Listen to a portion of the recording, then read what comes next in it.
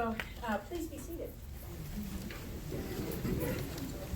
It's been 4 years and I'm still getting used to that. You guys keep standing unless I say something, right? So welcome all of you to our drug court graduation. I'm really excited to see so many people here today supporting the people that are graduating.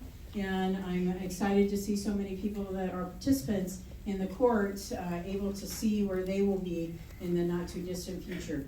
I understand that for reasons I have yet to discover, but will, we have fewer chairs than we normally do. So if you can come in and find a spot, I don't care if you sit on the floor, but let's see how many people we can actually get into the room. Thank you for that. All right, I'm going to go ahead and bring out our graduates. None of them are nervous. They're all super calm. But let's go ahead and bring them out. So let's start with Austin Savoy.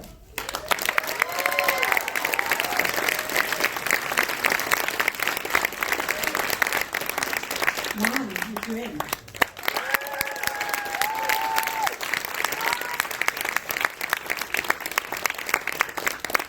Eric Pattenberg.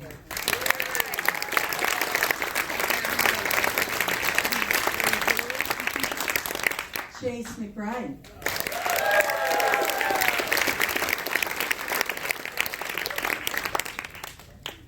So it's Robert, but really it's Craig, and it took me 5 months to learn that.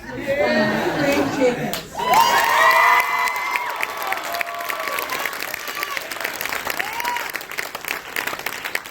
Aisha Livio.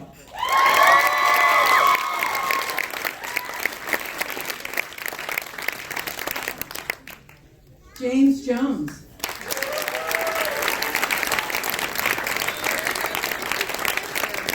Kathleen Cotty.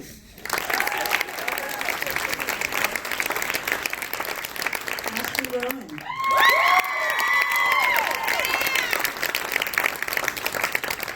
Shauna Friedman.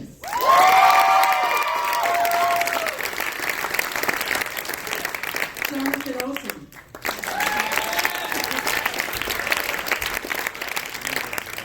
Rose Martin.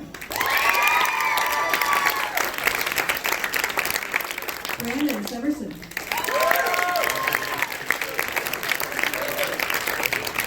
And Faith Dobler.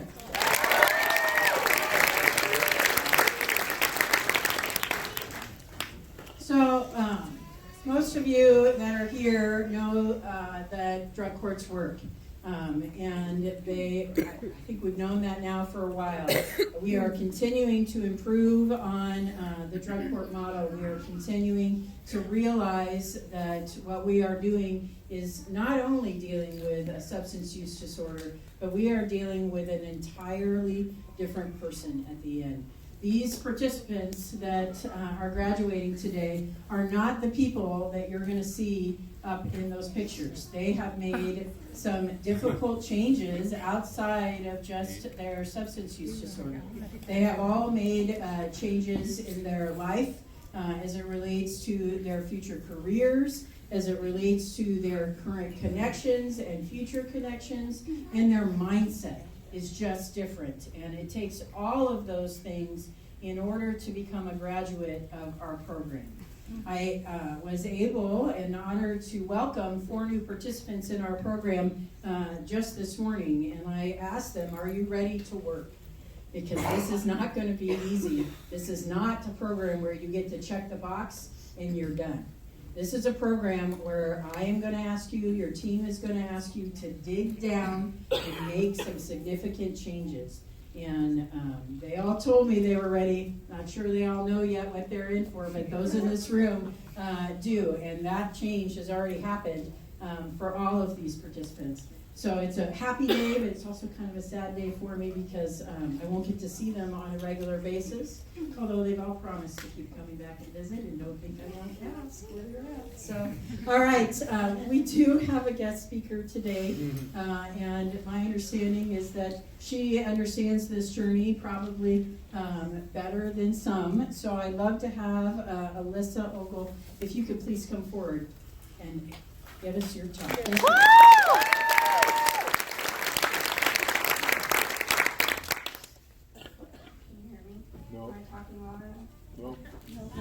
Louder. We know you My name can. is Alyssa. I graduated drug court in 2015, and I have 6 years clean and sober now. It's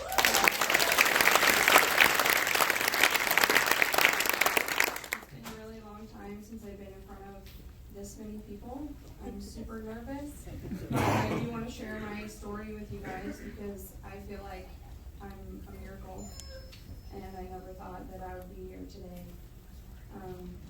So from a young age, I was surrounded by addiction. Everyone in my family is an addict, was an addict, is in recovery now, or they've passed away, or they're still struggling.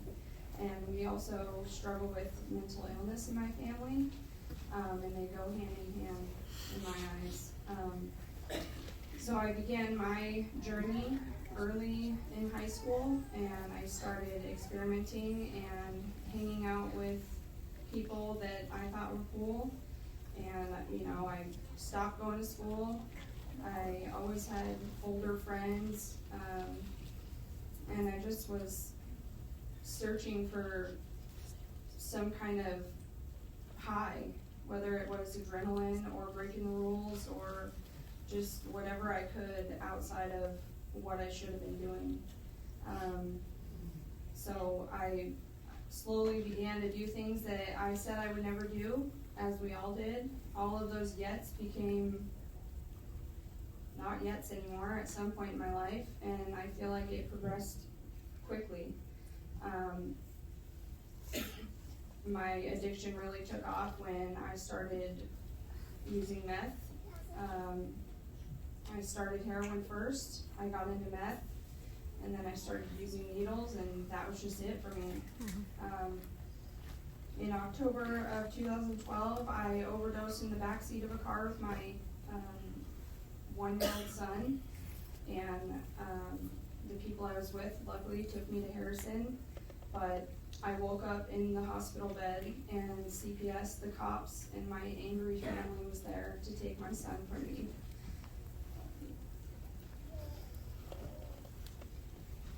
And I'd like to say that got me out of it, but it didn't. I only went farther and deeper into my addiction. It took me 2 years to get him back. I met a guy during that time that was with me that day, and we just latched onto each other, and we were together ever since the first day we met, and we just tore our lives apart.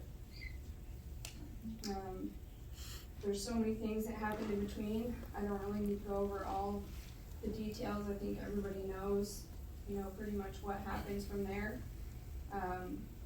I was depressed. I was trying to fill a void, and now I didn't have my son, the one thing that I felt like I was living for. I overdosed so many times. I shouldn't be alive, even after that incident. I committed crimes. I lied, I stole, I cheated. And when I finally got arrested, I got out and did some more and went on the run. And when I got arrested again, I was presented with the opportunity of entering into drug court, and I took it. Obviously, we all know that for some people, you can get into drug court to get out of jail faster, and nobody has the intentions of following the rules and staying clean. For me, I was young, and I didn't want to have a record, and I thought that I didn't see any other chance for me without that. I finally got out of jail. I think I was in jail for 45 to 60 days before I got out. I got into Oxford, and I started, doing my groups and all that stuff, and something just still wasn't there for me. Even getting visits with my son and, all those things that I wanted. And I decided that I was gonna not let that 2-week run pass me by, because when I was in drug court, if you were gone longer than 2 weeks, you were terminated. So I took my 2 weeks, and, I dug a deeper hole. My mom saw me sitting on a newspaper stand outside of R&H Market in Bremerton, and she called the police because she knew that if she didn't, that I wouldn't go to jail. I wouldn't turn myself in like I said I would. So she did, and I was really mad. I was really mad at her. And I should probably say she's the one that had my son all that time, so I was very lucky and fortunate, and for him, very fortunate that he got to be with his grandma. So even though that was probably a really hard decision for her to make, she did it for me, and I'm really grateful that she did. That's when I really started to recover. I stayed in jail, I was depressed, I didn't know how to live my life.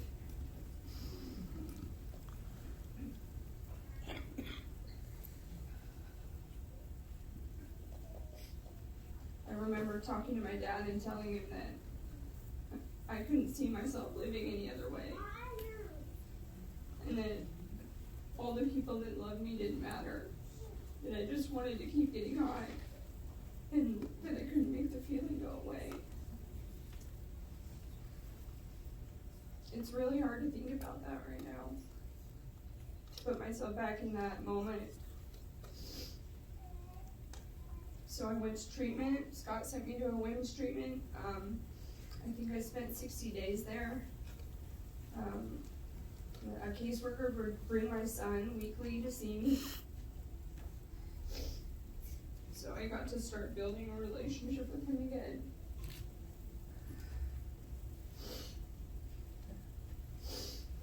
And when I got out, I got back into Oxford. I got into family drug court with CPS.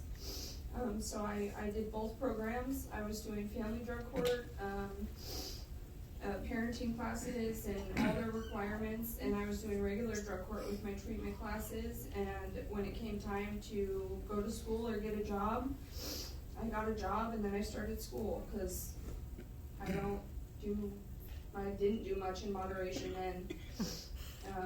I would wake up when it was still dark out. I would get my son dressed. I would put him in the stroller. We would walk up and down hills in the dark to get to the bus stop. Take him to daycare, get on another bus, take it to Silverdale, go to work, get off work, take the bus, go to school. I hit the ground running. Nothing could stop me then. I figured out what I could do and what I was capable of, and I just started doing it. And it felt really good. And it felt really good to show the people around me that I could do that and that they could do it too. I had my second child, and the guy that I met that, he's my husband now, and we had a second kid. And my oldest son that I lost is 8 now, and he's in 2nd grade. And my youngest son is 3, and I stayed home with my youngest for 18 months because, my husband working allowed me to do that. And I finished school. I graduated with my associates from OC. And right after I graduated, I got a job at a doctor's office. That's just unbelievable to me. I never thought that normal people like that would want me to be around them, would trust me to work for them. Even still, even after all that, I had a couple years clean, and I still didn't think that I was really that worthy of that life. Through all the treatment programs and everything, one thing that is really important to me that I want to say is that I followed up with my mental health. I started antidepressants when I got clean and was in treatment, and when I got out of treatment, I followed up with a counselor, and I did some really intensive therapy with her and outside of KRC. And I feel like that's really important because all the trauma and all the PTSD and everything that you go through, everything that you use because of is still there when you get clean. It doesn't just go away. And all the trauma from my childhood, it has to be talked about, it has to be dealt with. And there's still things in my life that I feel like I'm seeking healing from, and sometimes I don't know how to put my finger on that, but I do know that I know where to go to get help, and I know who to call, and I know what to do. I did utilize the 12-step program while I was in drug court, and even after drug court. I don't go to meetings as much as I did then. You know, I don't feel like I need to go to a meeting every day now, but I do feel like it's there for a reason, and the support and the family that you get out of this program and outside of it is amazing. Drug court taught me how to live my life and be responsible and do things that I said I was going to do, and making commitments and keeping my word. And you know, now I have a new car, we bought a house, I mean, we have a dog, we have 2 kids. I'm just like a normal soccer mom, I guess. It's weird. But I'm just really grateful for this program. It saved my life. Scott was a major influencer in that, and he told me when I was on the run and I came back that, you know, he would only work as hard as I did, but that he would do anything that he needed to for me, and he did. And you know, even not being in touch with this program for a while and coming back, it was like no time had passed. And so I just want to share with you guys that it's possible, and that even after you graduate, even though it's scary, life just goes on, and you just keep going. If you just keep putting one foot forward, you'll be successful. Thank you.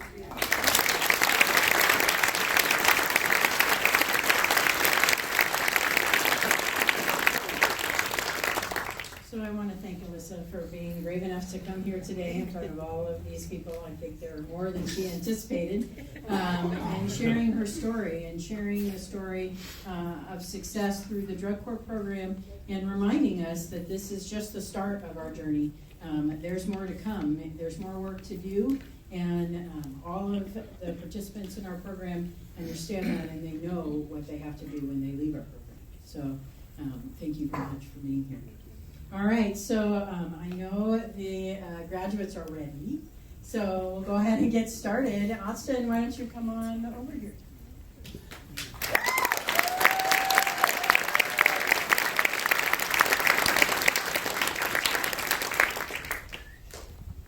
So a little bit about Austin. Austin is constantly active, right? He's constantly working on himself in the AA community. He's constantly working on his recovery. He tells me it's so that he doesn't become stagnant, right? He's been there, he's done that. He may have been there, done that multiple times, but he's ready for something different. He's very active with his family, and they are a strong support system for him. They're also a motivator for him as well. He has been affected by tragedy in his life, but he still has held on to his sobriety, and has been a support not only for himself but to those around him.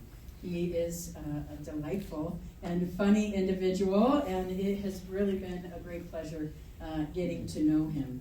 I want everyone to know that Austin is working for Express Employment, and has been for a good portion of the time he's been in our program. But he has been working with his team to get an apprenticeship set up with the HVAC union. And if I understand correctly, he will start that program in the next few weeks. So if all things go as planned, right?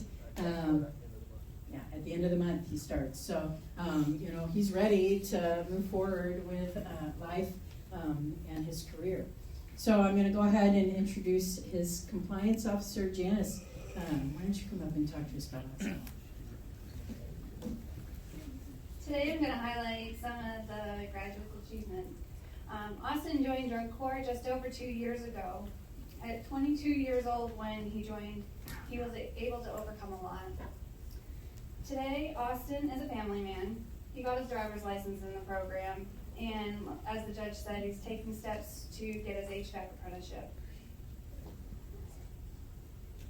Austin has continued to grow in his recovery and to better himself.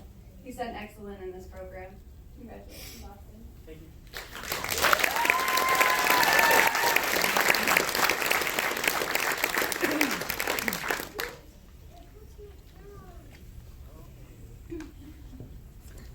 Austin told me he'd be mad if I didn't cry today. So when I started working with Austin, I can say is it was a lot different.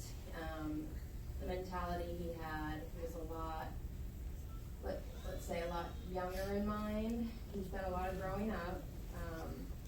We had a lot of conversations, and like Judge mentioned, there was some tragedy, and he has gone through that quite well. We had a lot of talks about it, and he has a lot of support. He has done a tremendous amount of work, and I am extremely proud of him for all the work he's done. And congratulations, Austin. Thank you.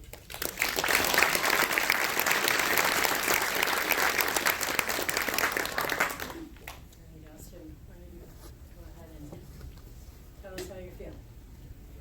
I have a bunch of mixed emotions right now. Excited. And I just want to start off and congratulate my fellow participants in graduating. You guys are amazing. And I want to take a moment to thank my team and everyone. Without you guys, I would not be here right now. And just I'm extremely grateful for this program and for the life it's given me, and for the opportunities I have today.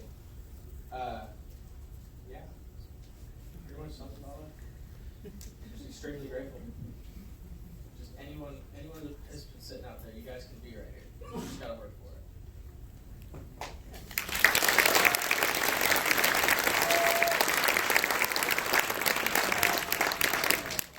So Austin has done a lot of work, and one of the things that I think every participant waits for is to hear from our prosecutor, Ms. Dennis. So, Ms. Dennis? In the Kitsap County Superior Court cause number 16-1012459, State of Washington versus Austin Robert Savoy, St. Louis citizen.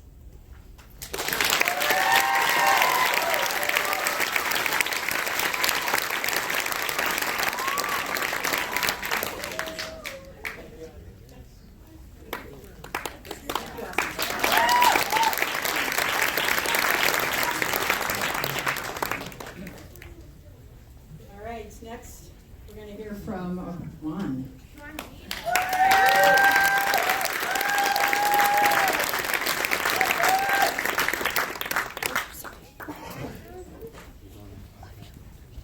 on up, Juan. So, most of you know this, but I took over this program in January, and so I did not have the pleasure of seeing most of these individuals as they started this program. So when I took over this program, who I met in Juan is pretty much who is standing here before us today. Juan has proceeded somewhat quietly, at least through court sessions, and respectfully through this process for drug court. I would say that Juan is a man of few words, at least in front of a bunch of people, so I have no idea what he's going to say today. However, what I understand from the team is outside of court, Juan spends a significant amount of his personal time giving back to those in the treatment community by helping others coming into treatment, understand the process, and more importantly, understanding their worth. Juan was willing to work on the hard stuff while he was here in the program, and told me that working on the hard stuff from his past has changed everything for him. Juan is currently working for a landscaping company, but plans to start his own business soon so that he can have some flexibility as he works his way through medical school. So his goal is to become a surgeon, and I have yet really to meet anyone more fiercely determined to reach their goal. So I would expect that in the not too distant future, well, a little bit longer because medical school takes a while, but I would expect that he will get there and be a great success when he is there. So I'd like to have everybody welcome Juan and bring up his compliance.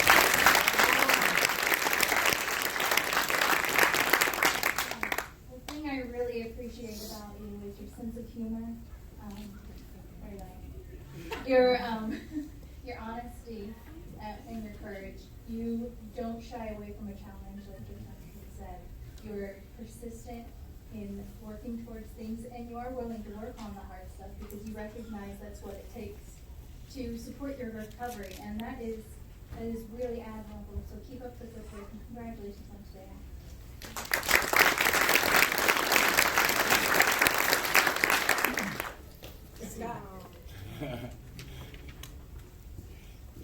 We didn't start off together, but we finished together. I think that Juan is probably one of the most courageous individuals that I've ever had the opportunity to work with. If you've ever watched someone who is just trembling with fear, and then find the courage to take the next step forward, that's this man.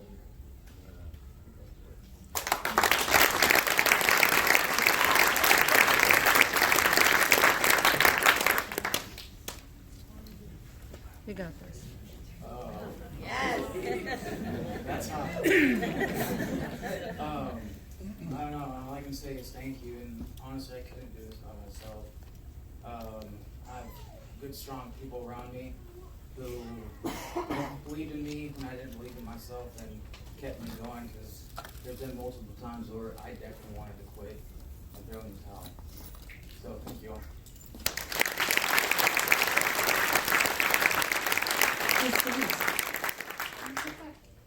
Kitsap County Superior Court Cause number 17-101271-6, State of Washington versus Juan Jesus Madrid. The state moves to dismiss.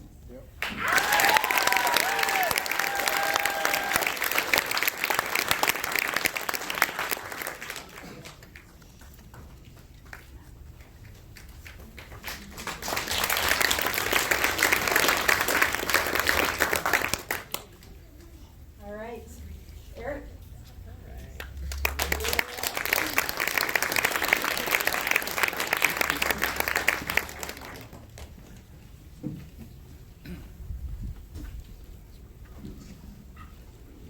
Hi, Eric.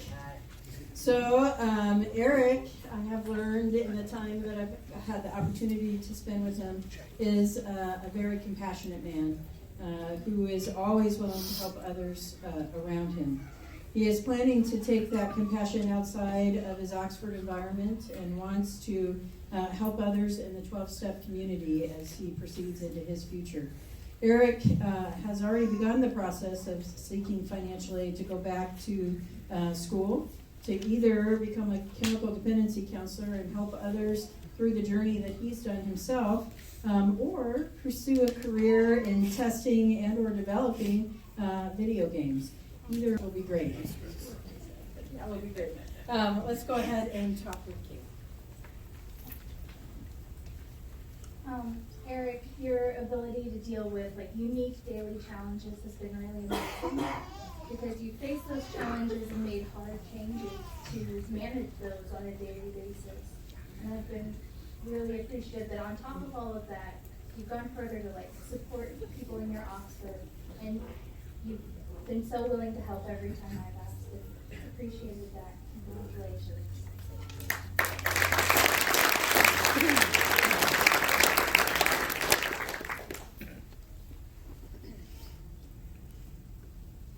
I'm not Eric's counselor, unfortunately, although I'll tell you that Peter Stark had all of us engaged. Eric's counselor was a man named Wayne Swanson, and I will tell you that Eric would not be standing here today if it wasn't Wayne's dedication to help him get to the place that he needed to be. The man that stands before us today is definitely not the person who signed into this program. Congratulations.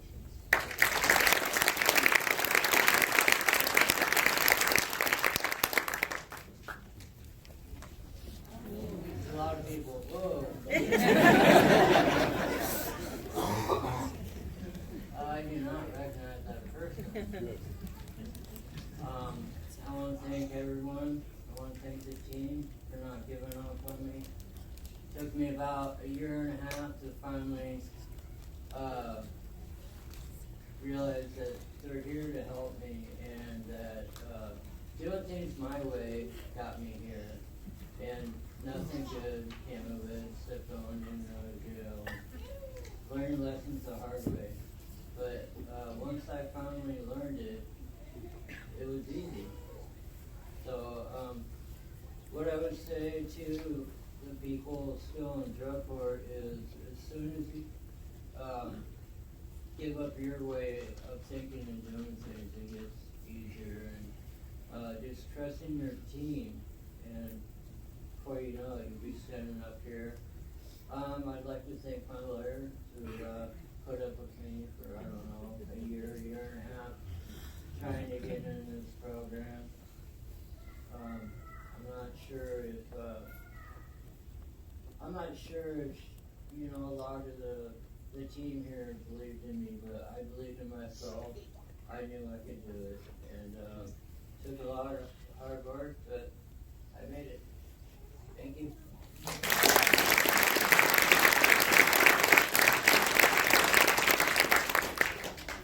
Let's hear from Ms. Dennis. Thank you. In the Kitsap County Superior Court, cause number 621-006912, State of Washington versus Eric Delaney, Pfefferberg, statements to dismiss.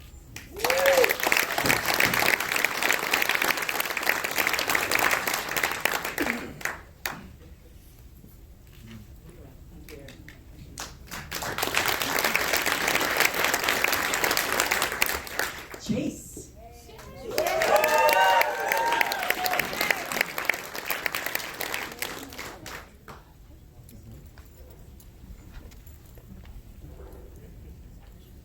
So I am told that Chase had a rocky start in this drug court experience that he had.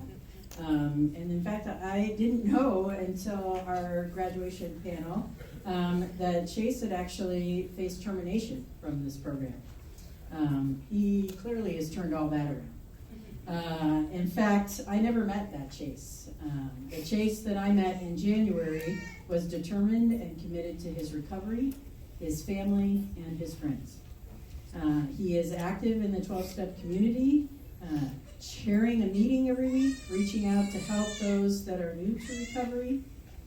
He is currently employed with Perfection Services on Bainbridge Island, but intends to go back to Olympic College starting in either winter or spring quarter to complete his associate's degree.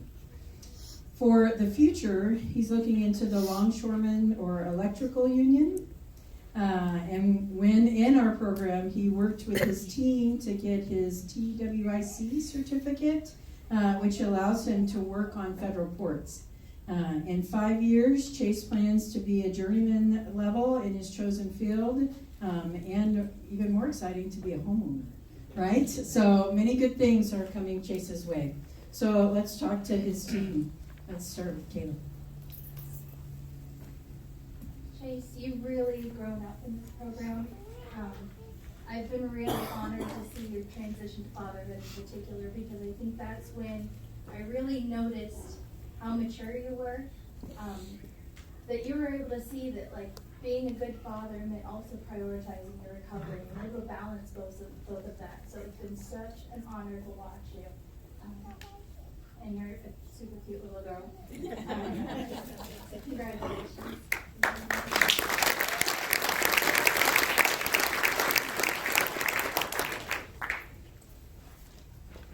I'm so proud of you. So I was not Chase's counselor in the beginning, but I was very familiar with Chase's name from our staffing. So by the time he came to me, it wasn't the same Chase that we talked about in staffing.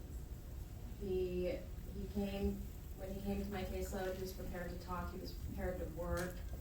any assignments he had, he came prepared to talk about them, sat down and actually like went through each question and wanted to understand all of it. He was very engaged. I was lucky to meet his daughter. He's a wonderful father. He has so much to offer this community, and I'm very, very proud of you, Chase. Very proud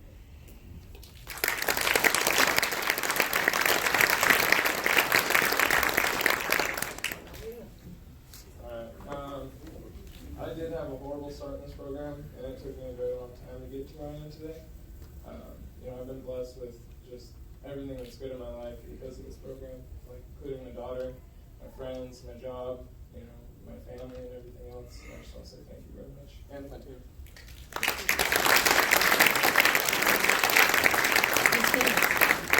Kitsap County Superior Court Clause number 17-1011001, State of Washington versus Chase Mitchell McBride, State moves to dismiss.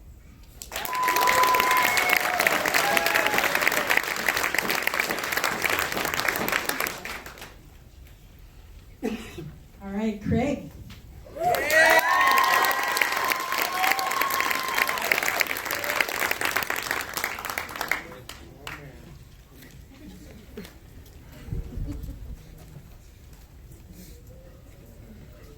So, Craig has absolutely been a pleasure to have in court. When I first took over this court in January, you may be surprised to learn that there were many who were somewhat hesitant to talk to me when I called them up to talk to the new judge and let me truly know what was going on in their lives. Craig was never afraid to tell me what was going on with him and what he was grateful for. Life has thrown Craig some consistent blows, especially over the last 6 months or so. But he has been so focused on his recovery that he's been able to deal with some fairly painful situations with what I would call grace. Often helping others around him deal with their own issues and helping those in his family as well deal with what was going on.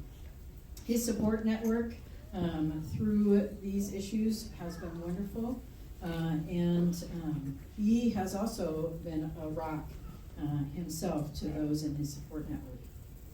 I know that he is also helping with some of our newer participants understand what they have to gain by actually committing to this program. That is something that I can't say thank you enough for, Craig. I had one of those participants talk to me about your interaction this week. And so I appreciate your willingness to do that. Thank you very much. So Craig currently manages an apartment building and then spends what free time he has, which is not a lot, giving back to his community by being there for families and others who need him. He's an active and very strong individual, and so he's also told me he won't be a stranger, and I hope that that's true. All right. So let's touch base with Lindsay. Craig,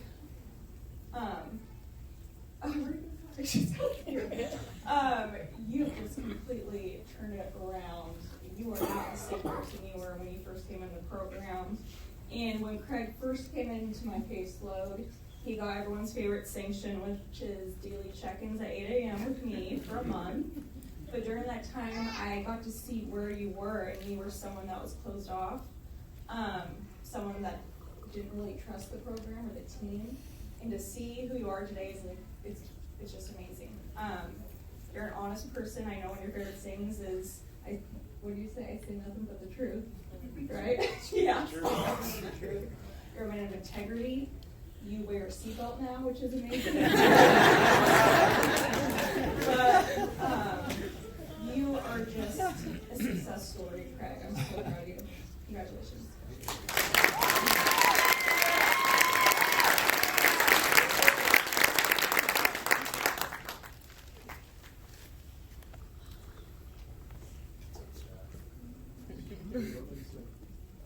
Speak your mind. You asked for it. I don't even know where to start with this guy. Some individuals come to us and they've already made the pre-contemplated decision that their life needs to be changed. And then there are others who come to us who see this as a ticket to get out of custody and then go do whatever they want to do. And there's another batch that kind of thinks that there are some parts that might benefit them in this program, but they could probably modify it to suit their own personal needs, and they do that. I think Craig was maybe number 3. And it got to be a challenge on a daily basis. In group, we finally got to a point where Craig was not allowed to speak unless he raised his hand. That he had his hand up, and then it was his turn to speak. And for a while, we just kind of went through this game where he would raise his hand, I would shake my head.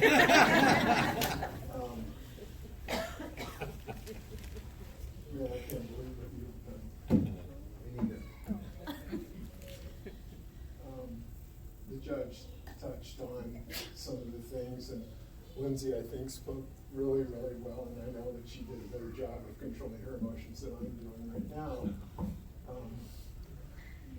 Look, I have a reputation, and people say that you can put the game face on and be this old tough guy. That's a bunch of baloney. I love this stuff. He worked his. I think probably one of the biggest reservations that any of our participants has is, there's the what if list, right? Like, so I'm okay to stay sober today as long as everything's going okay. And then what if this happens, right? Well, can I still stay sober with that? And I think we finally get through all of the what if list, and the big one for everybody is what if I lose someone who is close to me? What if I lose a child or a family member? And it's really a personal decision. We try to give people tools to allow them to celebrate those who pass on beyond us and stay sober. It works with some and some it does not. In Craig's case, it works. And he has shown everybody who is graduating here today that you can lose a family member and stay sober. And I thank you for teaching us that. You're amazing.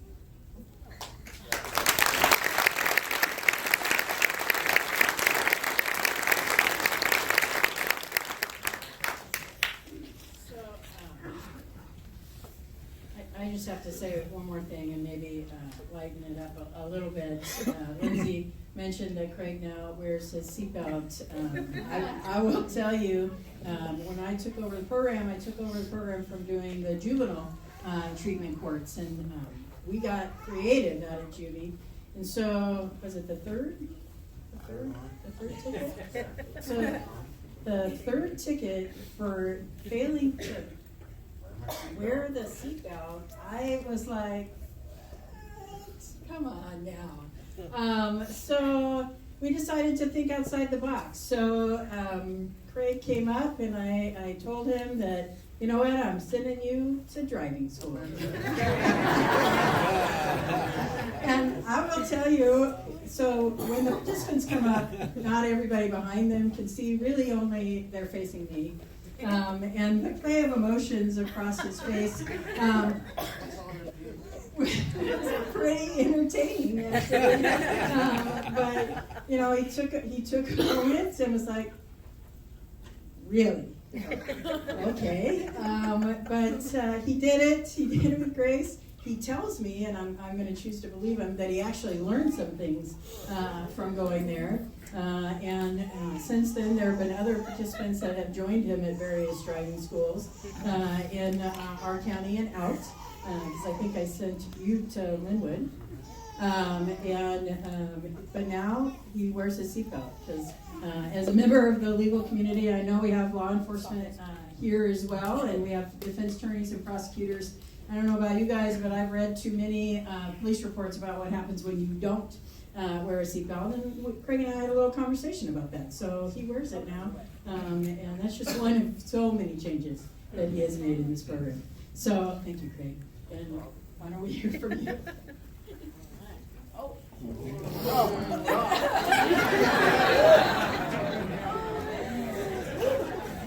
I'm so grateful I don't look like that no more.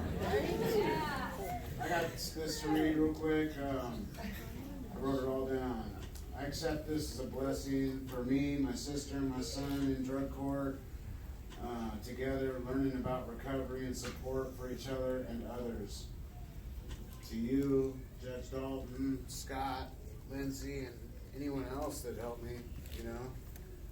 I thank you for giving me this chance and having my back to the fullest. Through you guys, I've learned that being honest and responsible in drug court and in life is rewarding.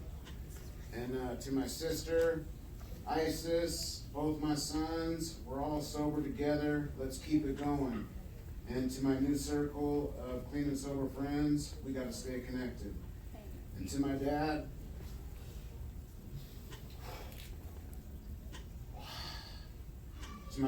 I was looking forward to bringing you here, but I know you're resting in paradise and you're comforted, and I love you. That's it.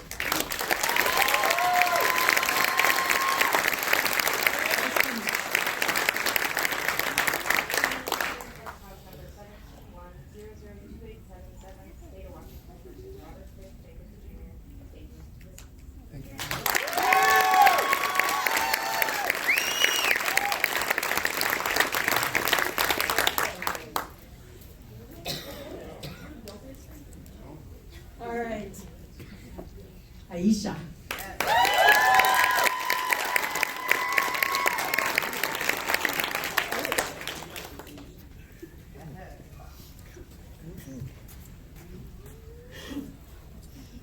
Welcome. So, Aisha, she knows what she's worth today, right? She has learned to trust and allow herself to be vulnerable to new experiences and stuff to do. From my interactions with this special woman, I know that she is truly a kind and compassionate lady whose worth cannot be measured. She is currently working in the food service industry so that she can pay off a prior student loan, but within 5 years she will have completed paying off that student loan, have completed her schooling to become a medical assistant, and will be working in a doctor's office, giving back to our community by helping others deal with their medical needs. She's got great plans, and she has a great plan in place to get there. So let's go ahead and hear from her team.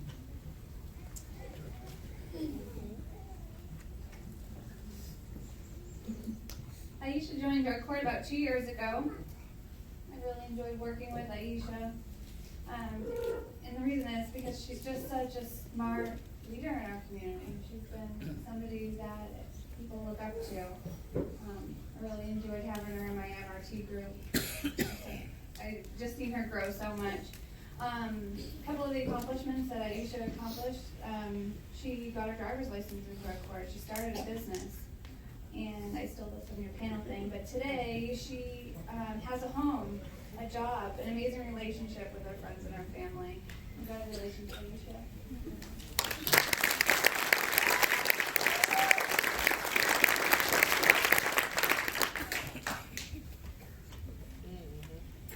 This is tough.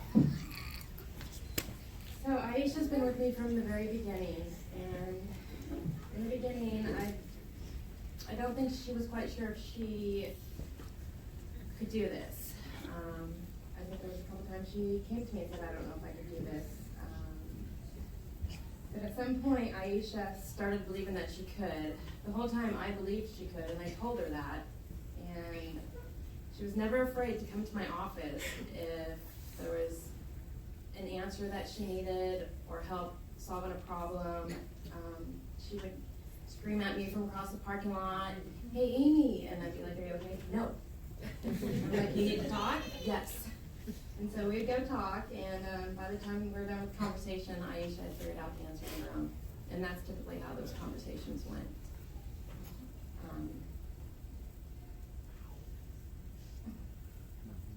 she has done so much work, not just the outside stuff, but the inner stuff.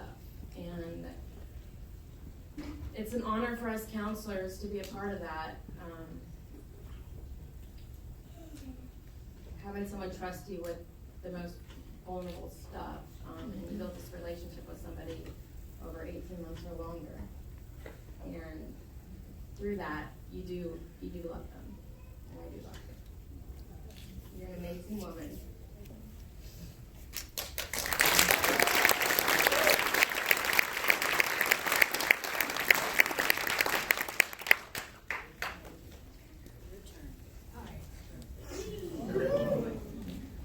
Holy cow! That's a wreck right there.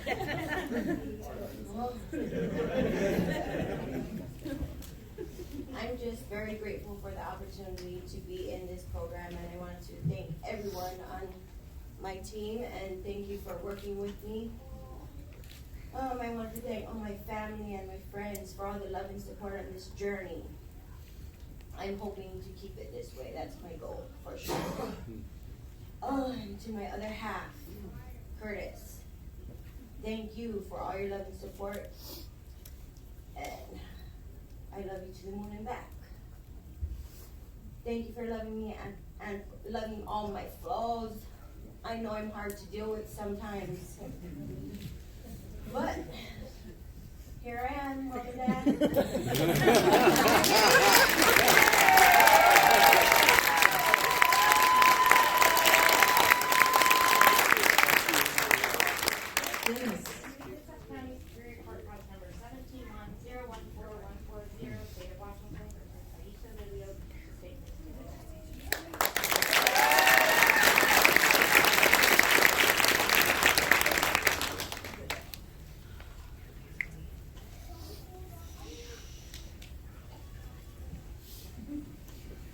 James.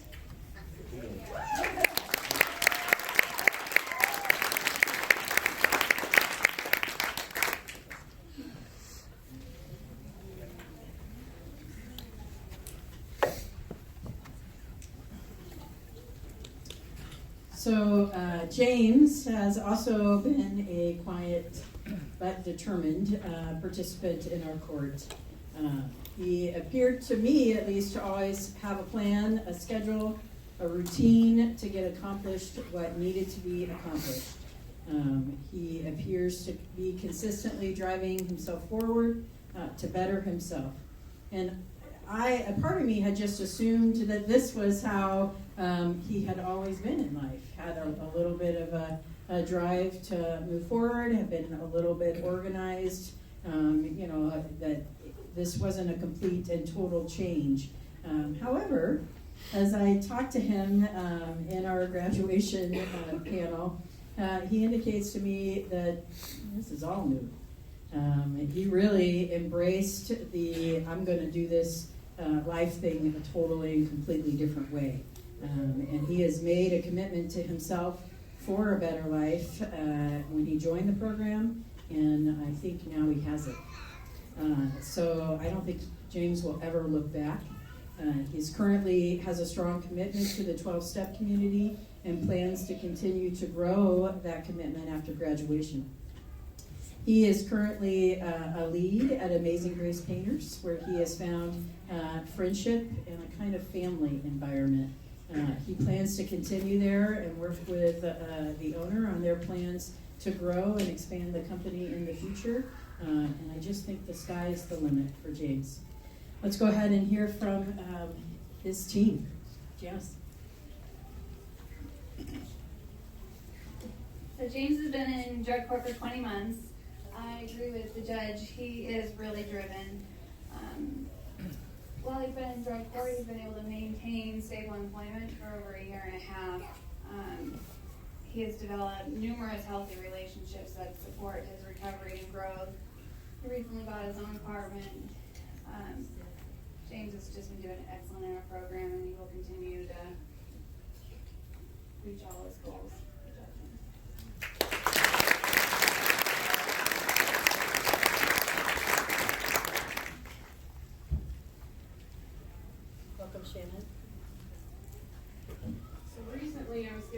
opportunity to work with James, and he already had his feet solid in the ground for his recovery. We came into this program with the mindset that we were going to do something different. We were willing and we made the changes. So thank you for letting me be a part of your journey.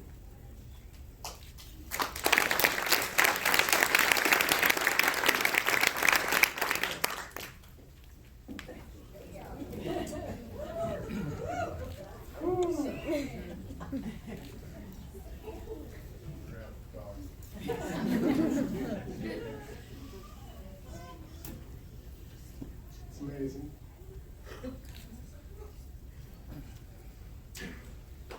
First, I'd like to give thanks to the drug court team for giving us salty dogs an opportunity to grow instead of prison. When I was facing prison time that I was looking at, I told my lawyer, take it to the prosecutor, that I want drug court, and to tell them, look, if they really want to punish me, give me drug court, because I know how to do prison. Unfortunately, that's sad, you know. Wanted an opportunity to grow. That's what I've done. I mean, I stepped into this with the mentality that the world owes me nothing in which I haven't earned. I haven't been earning my way. I've heard a lot of applause for our court graduates. So congratulations to you all. I think most importantly, we need to give an applause for everybody in this room right now, because without you guys, every single one of you, backing us, a lot of this wouldn't be possible either.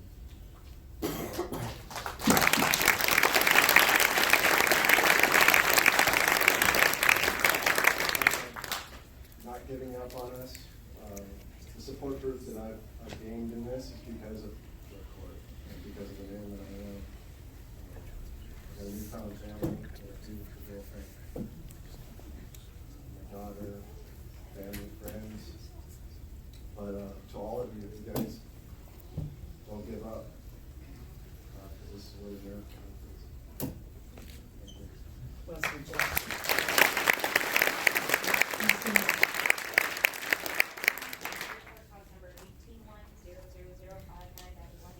State of Washington versus James C. Jones Jr.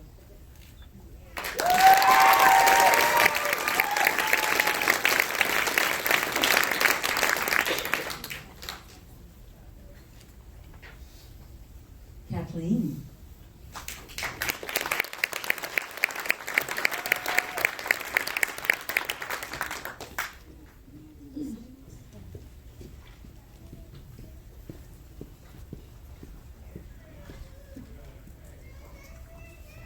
So Kathleen is also a fairly quiet person in court, but the team tells me that she has a big impact outside of it. She is a role model for many people in our program. She told me that while it took her a while, she knows her worth and value today, which from what I've seen is a strong woman that she should be proud of. She has a really strong support system today and surrounds herself with friends and family who support who Kathleen is today. She works with AmeriCorps through Kitsap Community Resources, and she works with helping the homeless, which is an incredibly vulnerable population. She works to connect with them and connect them to our community resources and to help them find housing. She provides them hope, which is key to any change. Her goal is to complete her education and become an RN, and I really honestly can't think of a more fitting goal for Kathleen. She's going to be excellent at that, and I just wish her so much goodness in the future. We'll go ahead and talk with Lindsay, her compliance officer. Kathleen has been a total pleasure to work with. And I think that her work that she's doing right now and wanting to continue to give back to the community really speaks to who she is and her values. And that's been something that's consistent with Kathleen, is that she's always lived true to her values. She is dependable. She is authentic, she's generous, and she's gonna do great things outside of this, so.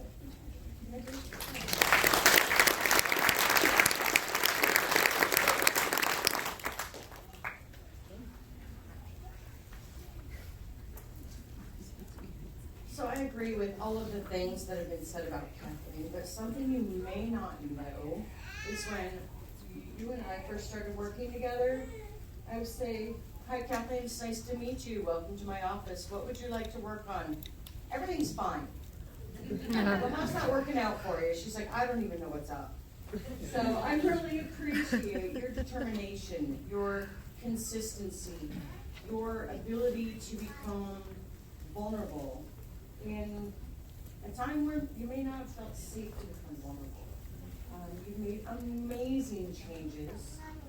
You have a beautiful son, adorable, and he's really lucky to have you as a mom today.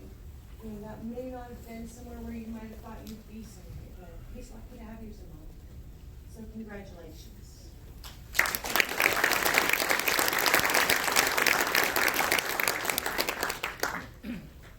I'm gonna keep it short and sweet because I don't do crowds. Oh, good Lord.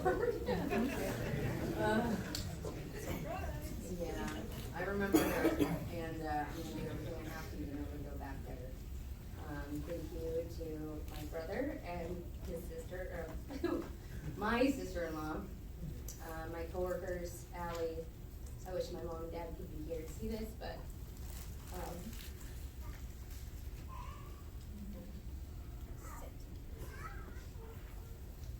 thank you guys. Okay, I've got it.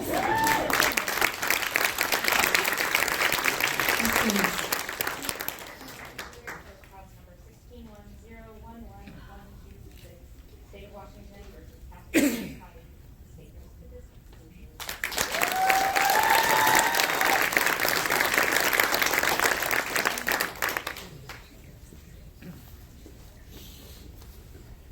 Ashley.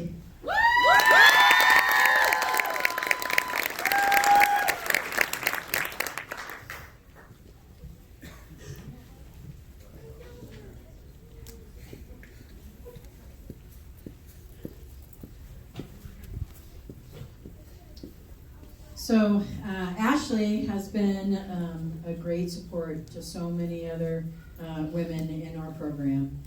She has a compassion for others that is just a consistent part of her personality, I think. Yet she is also, or in addition to, I should say, she's also very strong and knows what she wants out of life, and she's very driven to get there. It's been a pleasure getting to know Ashley. Ashley is employed in management right now at the Bremerton Food Market. However, she has been taking steps toward working at a nursing facility where she can get back to the mini.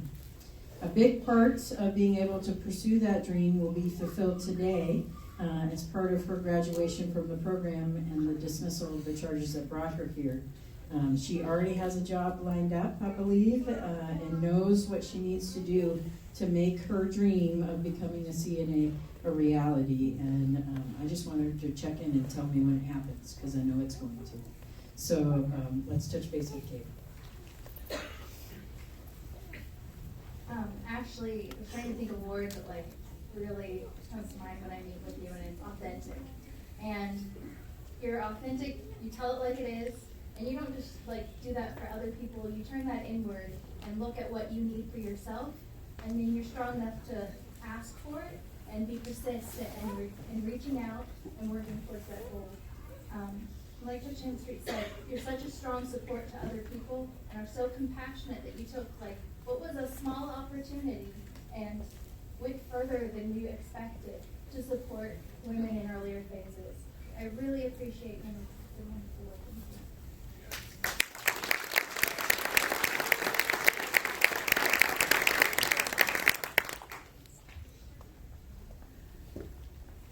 do. Ashley was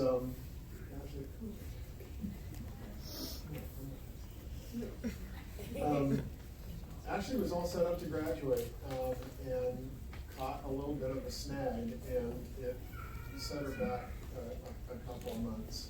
And in that same time frame, Ashley's counselor left, and kind of left Ashley with nobody. And I'll tell you who Ashley is. Ashley showed up at my doorstep with no invitation and said, "This is what happened, this is what I need, and I need you to help me do it." And that's why she's saying here.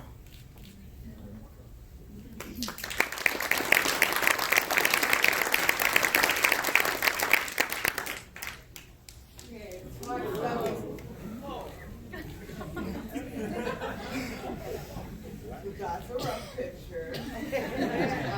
I suck at speaking in front of crowds, but I do want to take this time to thank the entire team. My house, every female in my house, but mainly my family.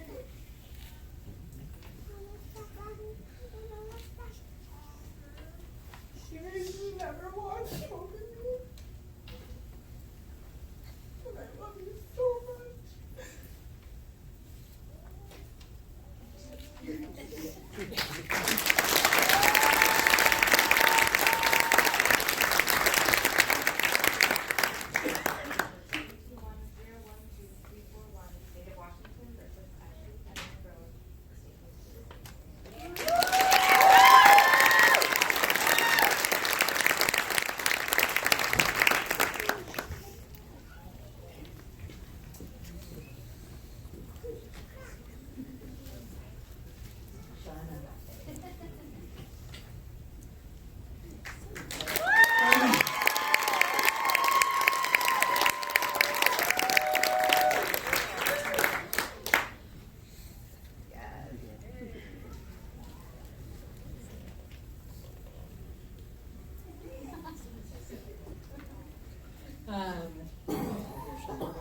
So far back.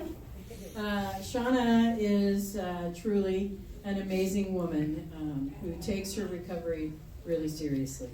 She has done this program with integrity and a determination to be the best that she can be. She has commitments to the 12-step community and helps with fundraising efforts of a local treatment agency. She is always a pleasure to speak with. I'm going to miss her. But not really, because she's also volunteered to tour Kitsap County with me and let others know in the community about what Drug Court does. She currently works for Habitat for Humanity as a volunteer coordinator and works in the resource department, right? Resource development. She loves what she does for the organization, and I know that they love all of her hard work and dedication, because members of that organization have told me, and I think I saw Miss Fleshbein earlier. There they are. She told me they'd be here in force today. So she's not quite sure what the future is going to bring. She loves Habitat, and she loves the family that she's made there. I think she might be hoping to move toward grant writing. However, she also has a strong desire to be a chemical dependency professional and to help others make the changes that she herself has made. So all I know is that whatever Shauna decides, she's going to make it a success. So congratulations, Shauna.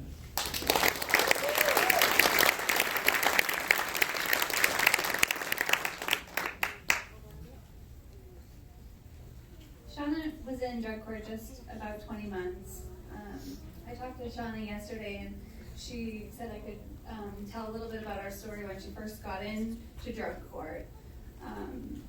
So like many other people, when she first got out of treatment, she didn't have stable housing that would support her recovery.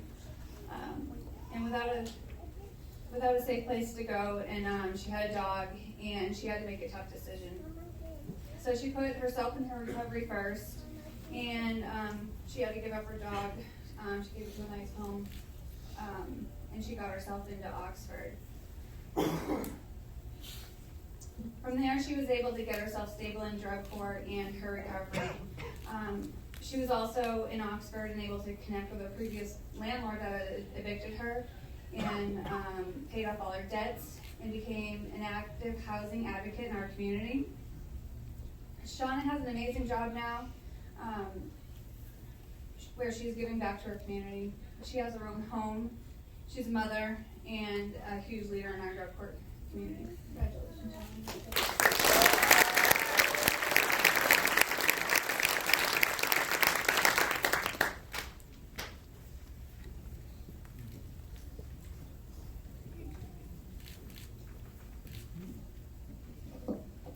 I think Gianna stole everything I wanted to say. Shauna has been an amazing woman to work with. She got into the program and hit the ground running. She knew that she wanted sobriety. I don't think she just quite knew exactly how. I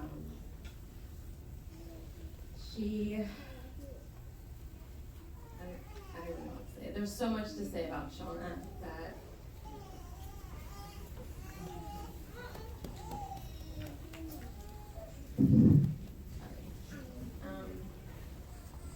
she's made a lot of progress. She, like everybody's highlighted, is a big part in this community. She goes above and beyond what's expected.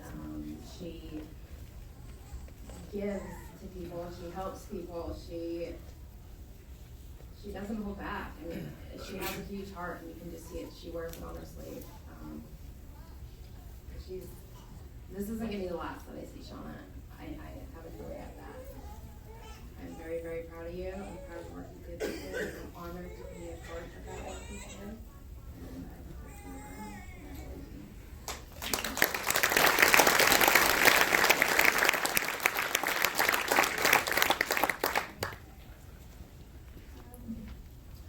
This is so cool. Like, not this, because this is awkward, but just this whole drug court experience. We did it, you guys. You know, and it's just really awesome to live a life where I wake up and I spend most of my days smiling. You know, like, all of us have a little bit of dread when it comes to trying to remember which, mug shot they're going to show. And they don't do it to shame us, right? Because that's what I felt. It was almost shameful. But they do it to really emphasize the transformation. And there is no picture. I couldn't have a more, even if I was super picked out, my face was even more sunken in, it could not convey to you the isolation and the loneliness and the helplessness and the darkness that I lived in. No picture can convey that. They tried, But I live in light today, and it's thanks to this program, and it's thanks to the people that got me here.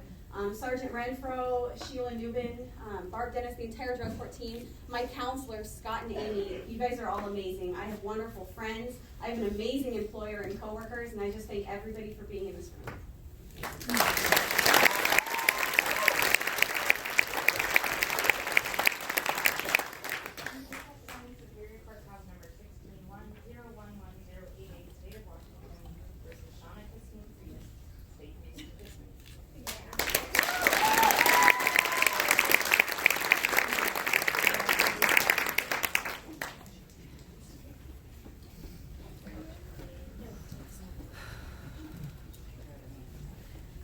Jonathan.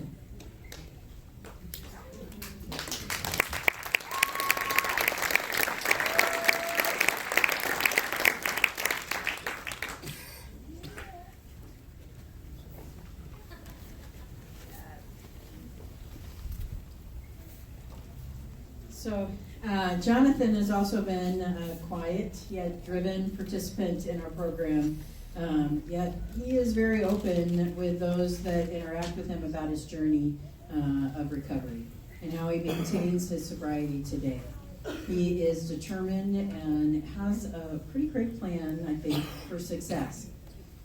Jonathan is currently a supervisor at Mile Hill Self-Storage, and he's been there for much of his time in the drug court program, which is a great thing. It shows good consistency.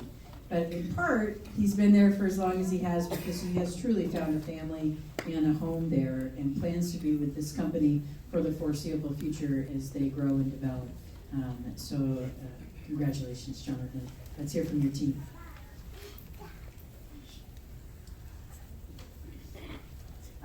So I wasn't here in the start of when you started the program, but we got a lot of conversations about how bumpy it was.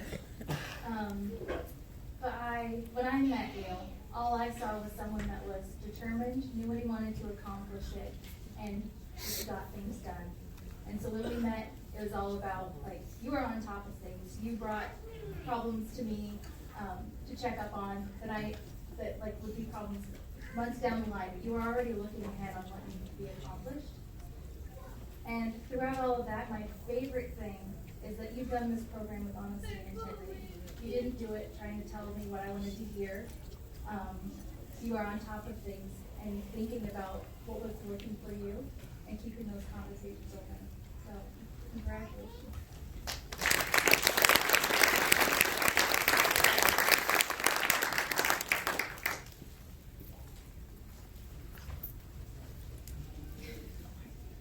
I didn't get to work with Stone the whole time either.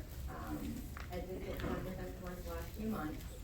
I would have to agree with everything that Kayla just said, and I just want to say congratulations for successfully completing this program.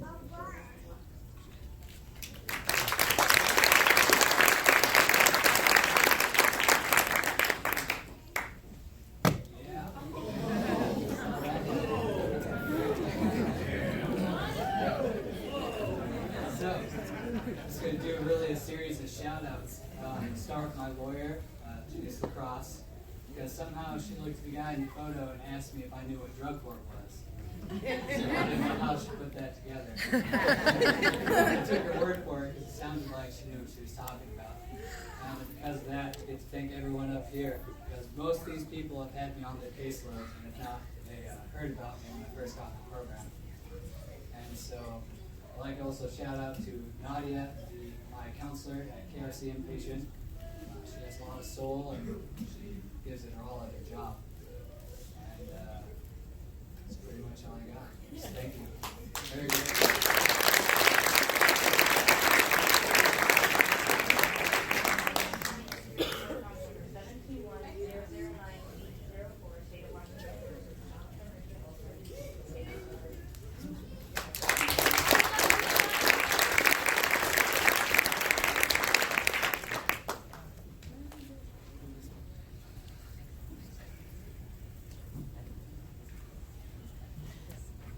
All right, Rose. Come on up.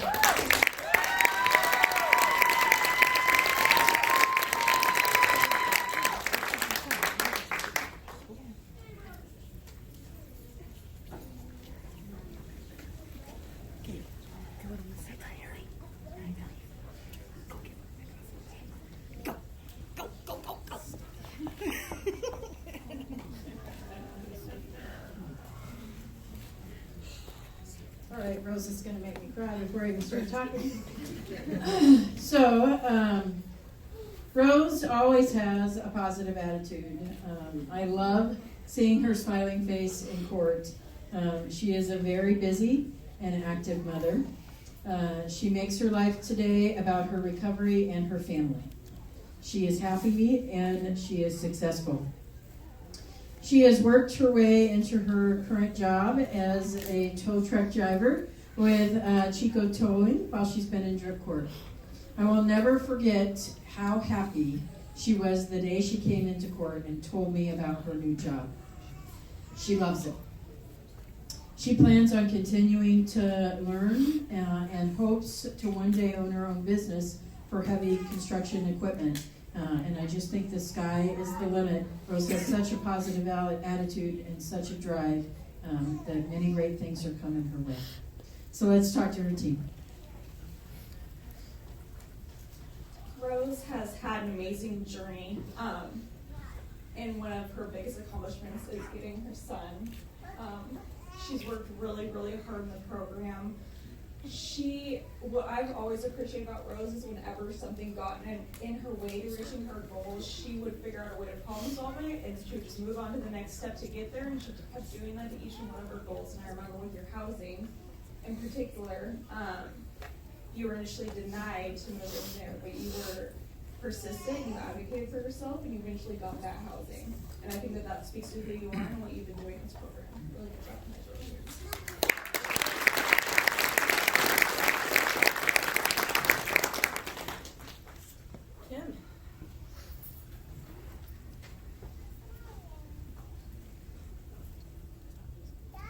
There's 2 words that aren't in Rose's vocabulary, and those 2 words are I can't. She doesn't know those words even exist. I said, Rose, what do you want to do? I want to get my GED. I want to drive a dump truck. I want to do this. I want to do that. This woman made it happen. She went out there and she made it happen. She accessed those resources. She followed through. Anybody told her no, she'd move on to the next resource. You are an amazing human being. If anybody out there is struggling, you really, really, really need to talk to this woman, because the words I can't are not valid words in her vocabulary. I'm so proud of you.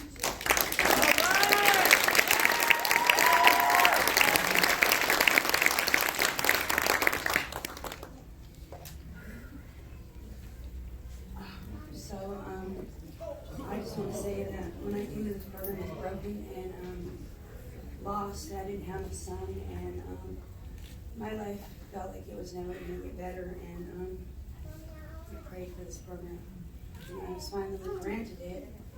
I hit the ground running, and I have never looked back. And I continue, and I continue to do that. And I just want to thank my team, my counselors, Judge, thank you, and my baby.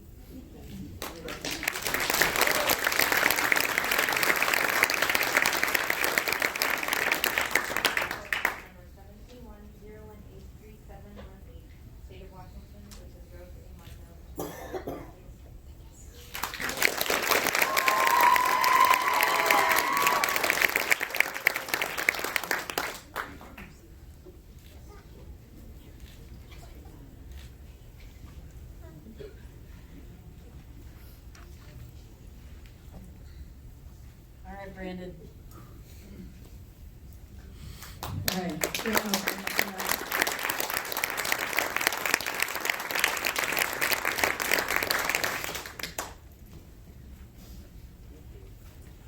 It's a long walk.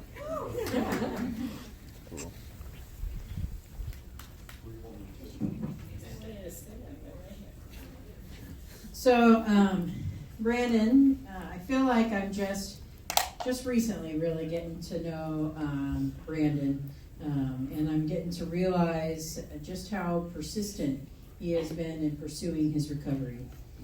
He wants the life that he has now.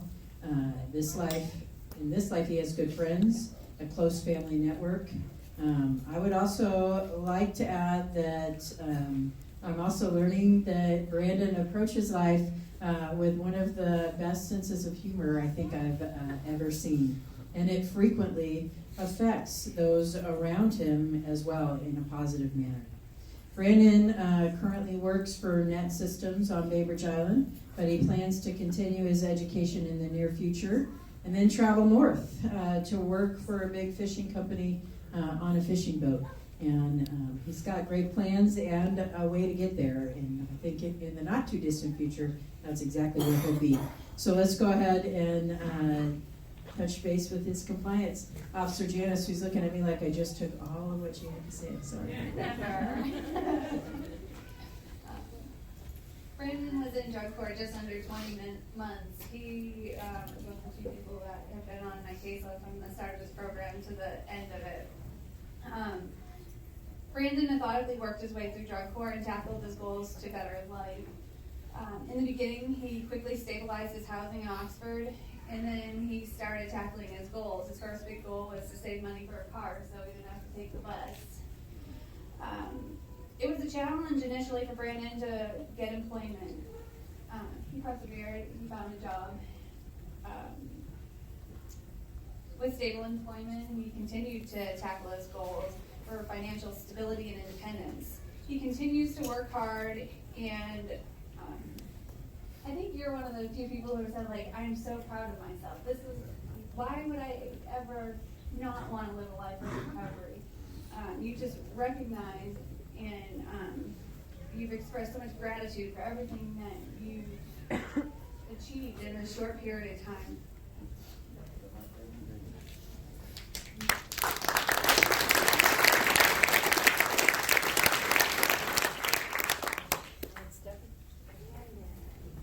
So I am not Brandon's counselor, but I offered to read from Abby.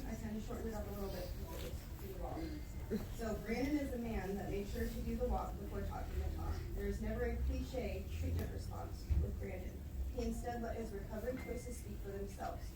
He has stood from an early stage in recovery that is not about, he has understood from an early stage of recovery that it is not about suppressing thoughts, feelings, and behaviors, but recovery is about replacing them. Brandon continued to work in his treatment until he found something that worked for him. Brandon, thank you for letting all of us be part of your journey. Congratulations on your work.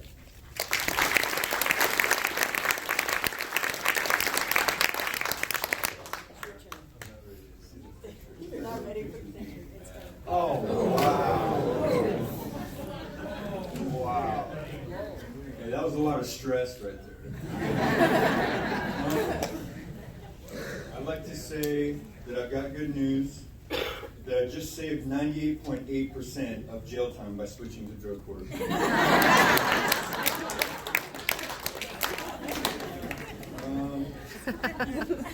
That was good. I'd like to thank Janice for stressing me out every day for about 18 months. I want to thank the judge for asking me a lot of questions. That was awesome.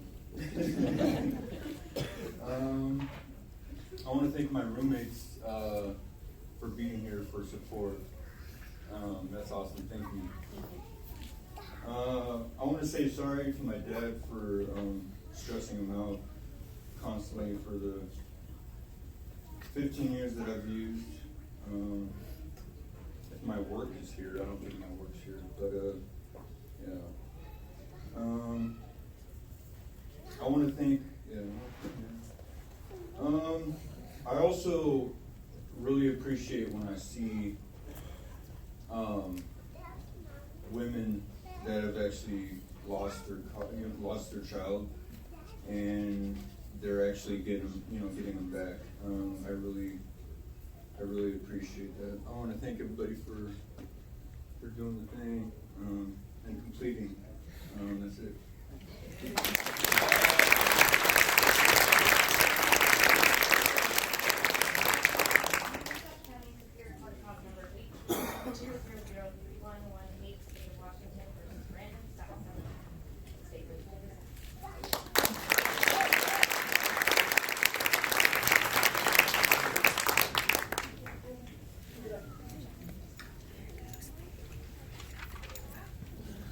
Faith.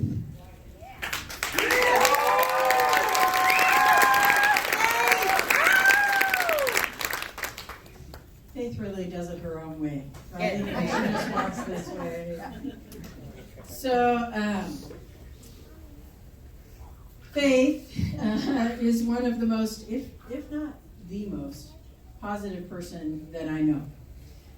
She is always trying to see the best in everything that life throws at her and to turn it into a positive, even if it comes to her as a difficult challenge. She goes over and above what is required of her in order to make sure that she is getting all that she can out of this program and out of life. In her journey through this program, she's actually asked us to give her more. Get her connected with more resources, and she has tackled the more that we were happy to give her with grace and with gusto. This is all in addition to what she has committed herself to do in the 12-step community. She currently works as a billing and referral specialist at Northwest Family Psychology and goes to school. Yes! She is planning to transfer to the University of Washington to get her degree in social work, then her master's degree. Ultimately, she would like to come back and become a substance use treatment professional, specifically in a facility that helps women turn their lives around. Because I think we're about to see in a few moments just how far Faith has come, and she has really come far. So let's hear from her team.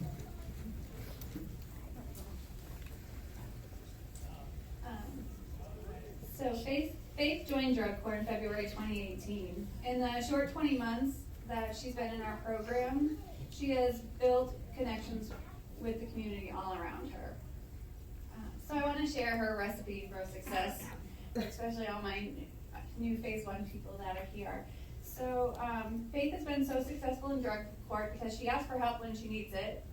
She gave her best effort wherever and whatever she was doing. And I think the huge one was that you hold yourself accountable and you hold yourself to a higher standard. Those skills have opened so many doors for her, Faith, and she has a great job. She is active in the 12-step community. She has her own place with James, and she's an awesome mom. Congratulations, Faith.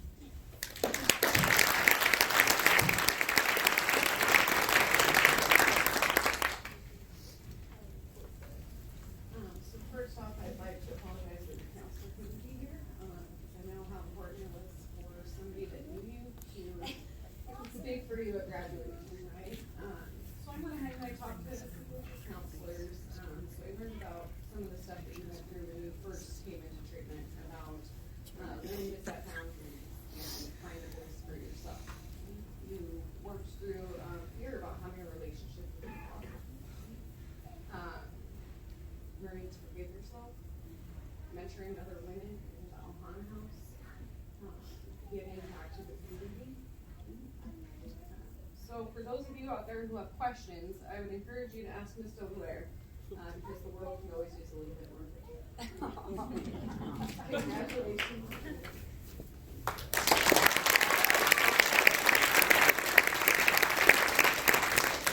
So, I teased Faith a little bit in our graduation panel because one of the ways that Faith went over and above is, almost everybody just goes through this program, ends up with some form of sanction or another.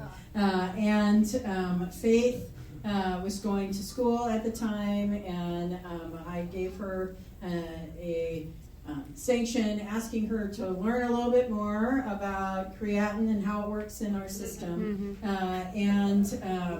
She decided, like I said, to take it a step above, and she did us a PowerPoint and a presentation in court, because once she did the PowerPoint, I said, well, now you got to present it, which I'm not sure she really realized that was going to happen, but she did, and she did an excellent job. I'm not showing it today. But I do think that compliance has asked that it be shown to new participants as they come in so that they can learn in advance. So she really, like I said, she goes above and beyond. But while I bring it up, I'm not gonna show it today. I know you'll be disappointed in that. No. But let's hear from you, Faith. What do you have to say about your journey? Yes. Oh.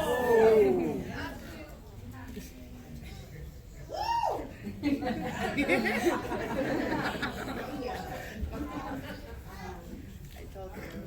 Yeah, it was bad.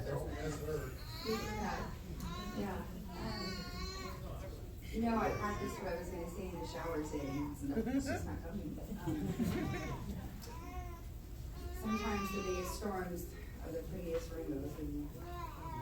True.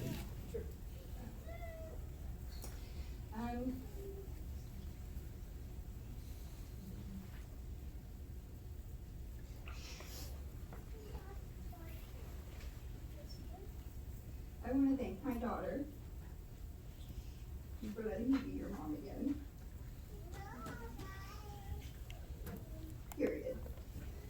And what we've been through, it doesn't ever have to be that way again. And obviously my parents, you think I'm a parent, and so I will always tell my child that what my parents have endured over the years, not knowing if I was going to die, not knowing where I was, and sometimes I probably felt better not knowing, as you can see by the picture.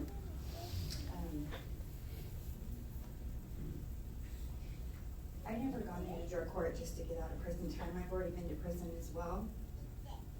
I had to fight for 2.5 months to get in because the charges that I was facing were horrible, and it was a crime against a person, and I just want to thank whoever that person was, because I don't know who they are, but they allowed me to be in this program. So I first want to thank the victim in my case, opportunity, and I never wanted to let whoever that person is down. And I hit the ground running, and I didn't have a place to stay when I got out. And I tried to go to the shelter, and I'd never done the shelter thing before, and it was snowing out, and I couldn't get in. They were full, and that was the worst night of my life, being sober, living on the streets again, being sober. And so I had court the next day too, and I begged them to put me back in jail. I can't do this. I can't figure this out. I had my own cell. I had a little job. I knew how to do jail, and thank God KRC was there for me. They let me stay in their detox as their little resident house cat. And that was the most humbling experience of my whole life, having to ask for help like that, being totally humble. And everybody from that point forward, I think, knew my dedication, knew my commitment, and I think that just helped me realize, like, oh my God, I am ready. I'm ready to grow up. I'm ready to become a mom. I'm ready to have a life. I don't even know what, but it's going to be great. And I think that's kind of shown throughout my drug court experience here. So I got to fall in love. I mean, I haven't been in love ever, really, not a healthy love. So I think for anybody that's new in this program, don't just get into this program to get clean. That's like the first 10 seconds of it. Like the rest of your life is here waiting for you. And this team, trust me, if you ask them, they will bring it. So that's all I got. Thanks.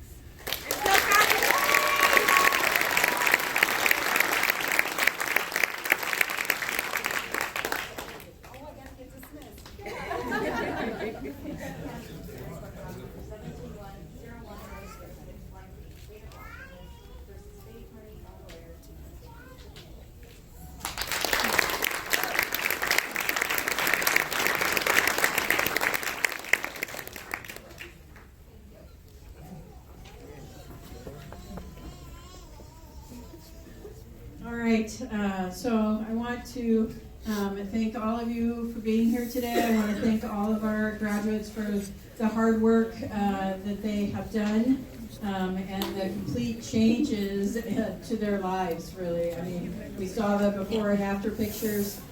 They've done a ton of work.